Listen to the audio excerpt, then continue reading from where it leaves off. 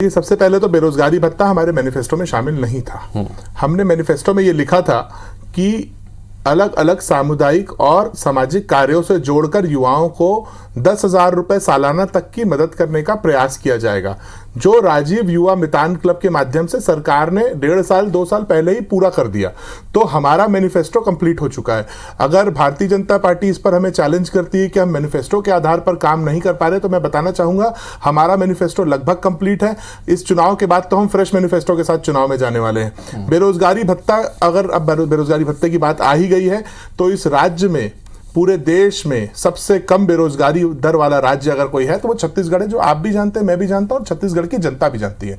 CMI जैसी संस्था जो केंद्र सरकार के द्वारा एडेड है, उसके अधीन कार्य करती है, उस संस्था ने ये बताया कि पूरे देश में सर्वे के बाद ये पता चला, 2 बार वो सर्वे हो चुके हैं पिछले 2 छमाही में, कि पूरे देश में अगर कोई ऐसा राज्य है जिसने बेरोजगारी दर को कम करने का प्रयास किया है, अच्छा कम तो किया, कम करने के साथ साथ 0.6% पर ला करके अगर कोई राज्य का मुख्यमंत्री उस राज्य की बेरोजगारी दर को खड़ा कर दे, तो मुझे लगता है कि वो काबिल तारीफ है। हमारी सरकार ने ये काम करने का प्रयास किया कि बेरोजगारों को उनके अधिकार को देने का हमने प्रयास किया। हमने कोशिश की कि उनको लगातार सामाजिक कार्यों से जोड़े, चाहे कह सकते हैं स्वरोजगार से जोड़े, और रोजगार की भी अपॉर्चुनिटीज हमारी सरकार ने दी। और अभी तो जैसे मुख्यमंत्री जी ने कहा था कि जो बिल अटका है, जिस दिन पास होगा, रोजगार के भर्ती के विज्ञापनों से पूरा जो अखबार है वो भरा रहेगा। और वो 3 दिनों से छत्तीसगढ़ की जनता देख भी रही है कि लगातार रोजगार भर्ती के आवेदन जो है, विज्ञापन जो है वो सरकार के द्वारा निकाले जा रहे हैं। जो बेरोजगारी भत्ता यहां पर दिया जा रहा है, उस बेरोजगारी भत्ते को लेकर भी लगातार बीजेपी सवाल खड़े कर रही है। वो कह रहे हैं कि सबको भत्ता, पूरा भत्ता मिलना चाहिए।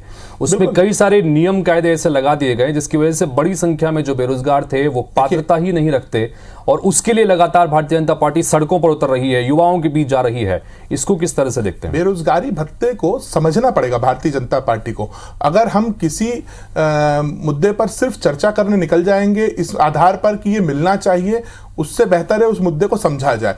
बेरोजगारी भत्ते का अर्थ क्या होता है, मैं आपके सामने, आपके माध्यम से हितेश जी, पूरे प्रदेश को और देश को बताना चाहूंगा कि कोई शिक्षित बेरोजगार यदि रोजगार कार्यालय पर पंजीयन करता है, तो उसका जो एक जो स्पैन होता है, जो एक टाइम होता है, जिस दौरान वो रजिस्टर करता है, वहां से लेकर के जिस दिन पर उसे रोजगार मिलता है, उस दौरान के उसके जो कह सकते हैं जीवन यापन का जो भत्ता होता है, वो राज्य सरकार वहन करने की क्षमता रखती है, और उसे ही बेरोजगारी भत्ते का नाम दिया जाता है। हमने बेरोजगारी भत्ता देने का निर्णय इसलिए लिया, जो शिक्षित बेरोजगार रजिस्टर्ड हैं, जिन्होंने नौकरी के लिए अपने आप को रोजगार कार्यालय में रजिस्टर कराया है, जब तक उन्हें नौकरी नहीं मिलती हम बेरोजगारी भत्ता देंगे। और 2 साल का वादा भूपेश बघेल जी ने किया, और आप देखिए कि आज से 15 दिन पहले पहली किस्त भी दे दी। तो सबको भत्ता और पूरा भत्ता कहने वाली भारतीय जनता पार्टी पहले यह बताए कि 15 साल में जो इस प्रदेश में 50 लाख बेरोजगार थे, 25 लाख शिक्षित और 25 लाख अशिक्षित बेरोजगार थे,